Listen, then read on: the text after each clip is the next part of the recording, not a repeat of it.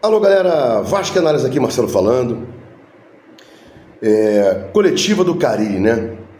Como sempre, eu falo do jogo, falo da coletiva, né?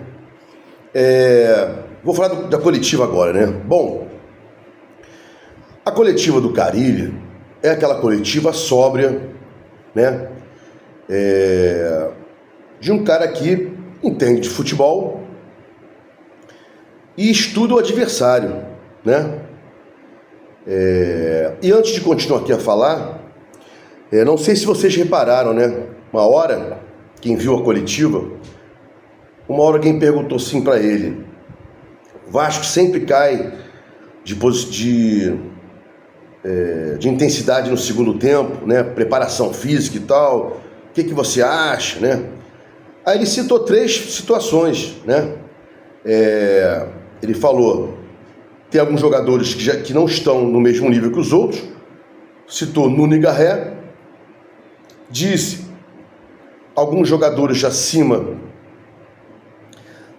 da idade, jogadores já mais veteranos, com mais idade.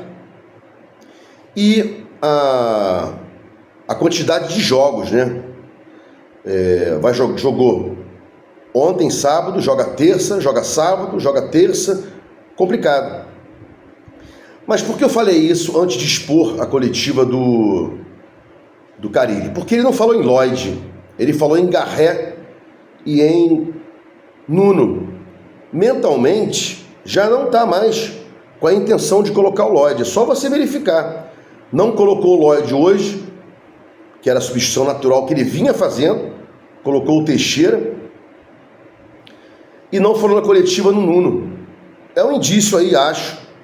Foi uma burrice, uma burrada, né? Uma contratação inconsequente de quem está muito abaixo, né, do que o Vasco merece no seu plantel. Garré não mostrou ainda as qualidades que talvez tenha, tem um bom controle de bola. O Nuno não. Vai ajudar bastante, vem ajudando bastante e hoje é o titular, né? Então, na cabeça do Carille não tem mais Lloyd. Não sei se vocês repararam, mas reparem daqui para frente, né? Bom, na coletiva o Carille falou que a pressão é normal. A pressão tá aí e tal. Falou que o Vasco teve não sei quantos técnicos e blá blá blá. É isso aí. Vão reclamar de quem estiver à frente. O Vasco está há maior tempão sem ganhar títulos, a reclamação tem que haver, né? O que ele tem que entender é que não adianta bater boca com torcida. Nunca vi um jogador, ou um técnico, ou um presidente de clube ganhar torcida, ganhar discussão, ganhar um debate com a torcida. Ela vai falar, vai ser a última a falar, ela tem mais quantidade, vai ter maior repercussão, então não adianta, né? Então ele fez bem. Não tocou mais no assunto de torcida, falou um pouquinho lá, mas disse que ontem já não houve vaias e tal, não sei o quê. Rebateu lá uma pergunta escrota que eu achei, né? Porque quem viu o Carille falar, viu que ele estudou o esporte. Já chego lá nesse ponto. Mas esse cara que perguntou sobre a corrida, né? Por que você correu também no jogo de ontem que ganhou? E aí ele disse, né? Eu faço isso a minha vida inteira. Então falta ainda a esses caras conhecimento, né?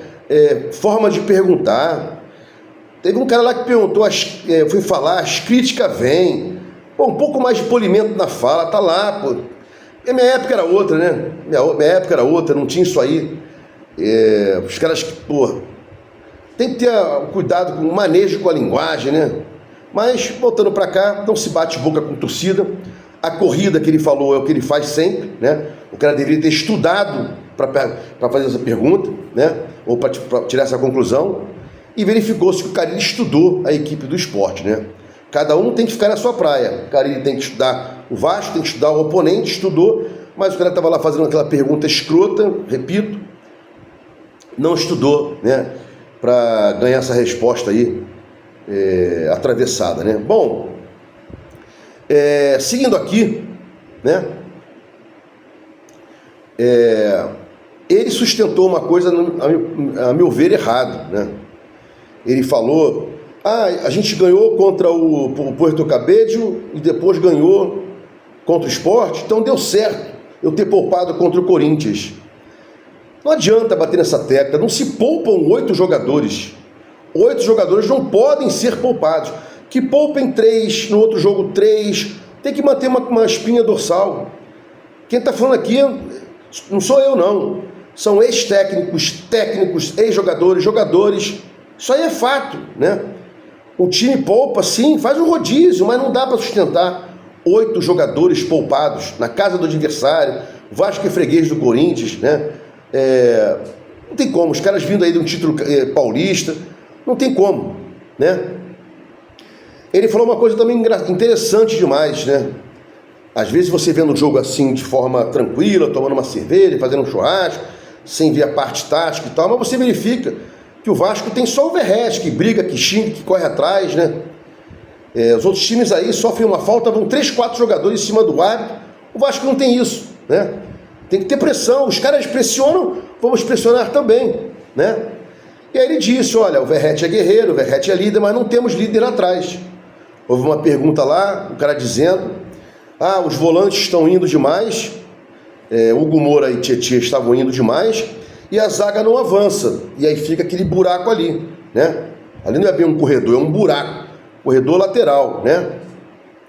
E aí ele respondeu, falta um líder, alguém lá atrás para dizer, sobe, volta a marcação, e isso está faltando. O Verratti lá na frente não pode, não tem visão para isso, não tem, a voz não chega, né?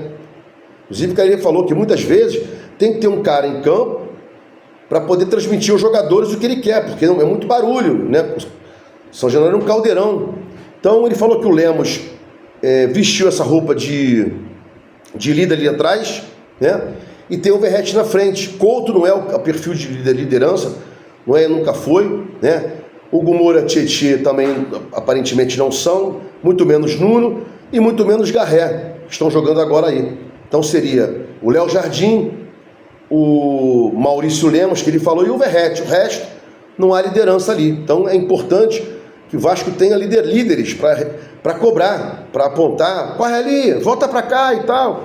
Sempre foi assim, né? Bom, com relação a Rayan, ele também se posicionou. E eu sempre disse aqui no meu canal, né? Sempre sustentei isso. O Rayan joga bem mais, joga melhor, joga mais pela direita. E ele já falou que gosta mais de jogar pela direita, né? Por fora pela direita. E ontem fez o gol por fora pela esquerda. E aí o repórter perguntou lá, o youtuber, sei lá que porra que era, você vê Rayan e Verratti juntos? Acho que ele deu uma claudicada ali, porque se ele vê o Rayan jogando por fora pela direita, pode jogar junto com o Verratti, não tem problema algum, né?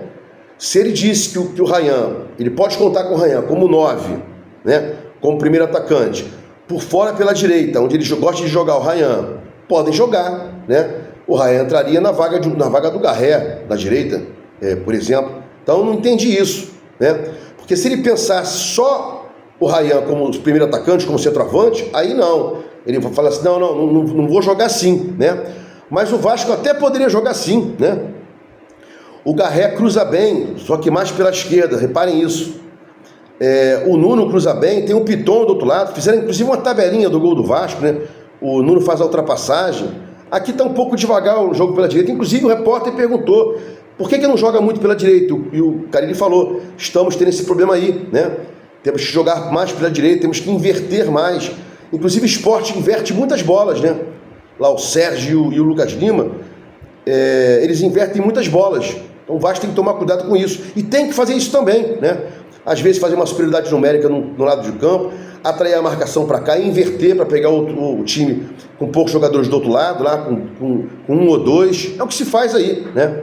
Inclusive, uma vez me perguntaram, caso o Carille caia e não sei o que e tal, não entrei em mérito, porque eu acho que é cedo para avaliar, né? Ele bem falou, né? Confessou isso aí, né? O Vasco não tem atacante por enquanto, são meia atacantes, né? Atacante mesmo, Nem seria o Adson. O Adson é um atacante, mas mais por dentro, né? Hoje a gente teria só o David, que está machucado, e o maluco do Lloyd, né? Então, daria para jogar fatalmente Ryan e Verratti, mas não os dois como homens de área, né? Outra coisa aqui interessante que eu já falei também outra vez, vou voltar a falar agora, o Carille mostrou muito conhecimento do esporte, parabéns, é isso aí, né? A gente sempre cobra isso, eu cobrava isso do Paiva. Quando o Paiva falava assim, nosso jogo não encaixou, a gente não conseguia encaixar o jogo, isso me causava, não é legal. Quando o técnico fala que o jogo dele não encaixou, porque faltou ele estudar o adversário, né? Às vezes ele estuda o adversário, mas não encaixa. Mas a probabilidade é maior de estudar o adversário e encaixar. O que eu não posso é ir para um jogo sem estudar o adversário e dizer que meu jogo não encaixou, né? Não posso. Então ele disse aí, acertadamente, né, jogar mais pelos dois lados. E uma coisa que eu ia dizer é o seguinte, Payet aí está no final de contrato, mesmo com aquele bom passe de ontem, né? Que o Vilani, ridículo. Vilani, você é ridículo, irmão. Você falou que o cara deu um chutão. O Payet domina a bola, chega a olhar para trás e dá um passe daquele, Vilani, e você diz que foi chutão. Vai fazer outra coisa, filho. Você não entende de futebol, infelizmente, né? Mesmo o Payet dando aquele passe maravilhoso pro Ryan, vai sair, não vai ser renovado, é o que dizem aí. Então tem que, ao invés de colocar e o Couto não joga os dois tempos, né? Quando o Couto sair, estiver cansado, uma precaução contra uma lesão, tal, por desgaste, quem colocaria? Pode olhar aí para o Nuno ou pelo Garré, são meias, né? Que também atacam, não são atacantes que armam, né? Garré e Nuno são meias que podem atacar e atacam, ajudam a atacar, mas não são atacantes, também não são atacantes que criam, que armam, são meias armadores, mais o Garré, inclusive, do que o Nuno. Bom, e para fechar aqui, friso num ponto interessante, né? Payet saindo, bota o Nuno e o Garré para tentar fazer a função do Couto quando se machucar, porque o Couto sai, coloca quem? Sempre o Payet. Payet, se não tiver a renovação do contrato, parece que não vai ter, tem que colocar aí o Nuno ou o Garré, né? Isso é a máxima aí que dá para pensar, né? No mais, é uma sequência de jogos desgastantes. Agora tem Ceará lá, parece que o Ceará perdeu, né? Ceará perdeu, depois tem Flamengo, sábado, depois tem Lanús, é uma complicação, e todos os times sabem disso, né? E é dado aos times, né, o cronograma, já sabem disso aí, né? Então tem que sentar à mesa, como disseram que sentaram, para escolher jogadores. Temos que ter pelo menos 2 em cada posição, é isso que todo time tem que pensar, né? Os jogadores mais antigos diziam assim, quando iniciaram a carreira, tinham 2 jogadores em cada posição e tinham um da base, né, para subir. O próprio Edmundo fala isso. Vamos supor, para a ponta direita, tinha um ponta direita titular, tinha um ponta direita que não era da base, né, experiente também, e tinha um da base em cada posição pronto para subir, né? Tem que haver essa mescla aí. Estou vendo poucos jogadores da base à disposição. Luiz Gustavo, Lincoln, o Zucarello desceu, o próprio Paulinho e tal. Estou vendo pouco essa movimentação. Poderia ser interessante colocar mais a base para ter uma oportunidade em dado jogo, em dado momento, né? Porque friso, lá atrás, Tele Santana fazia muito isso, né? Ele dizia nas coletivas dele, eu acompanhava todas, né? Tem que ter um fodão na posição, um time campeão tem que ter um fodão na posição, em cada posição. Tem que ter um mais ou menos para bom, para reserva, e tem que ter um guri ali, né? Pronto para entrar, pronto para explodir. E é assim que as coisas acontecem, né? A gente está vendo aí, né? O Hendrick do Palmeiras, o Estevão. Não é que o Vasco tenha jogador dessa qualidade, né? Mas nem todos os jogadores que jogam no Brasil têm essa qualidade. Então os outros também podem jogar, mesmo sem a qualidade do Estevão e sem a qualidade do Hendrick, que saiu já. Só falta o Estevão sair. Se gostou dos comentários, inscreve no meu canal Vasco Análise. Dá um like para mostrar o YouTube Engajamento. Sininho para mostrar ao YouTube que você quer receber meus vídeos quando forem ao ar. Vasco Análise, fique com Deus e até o próximo vídeo.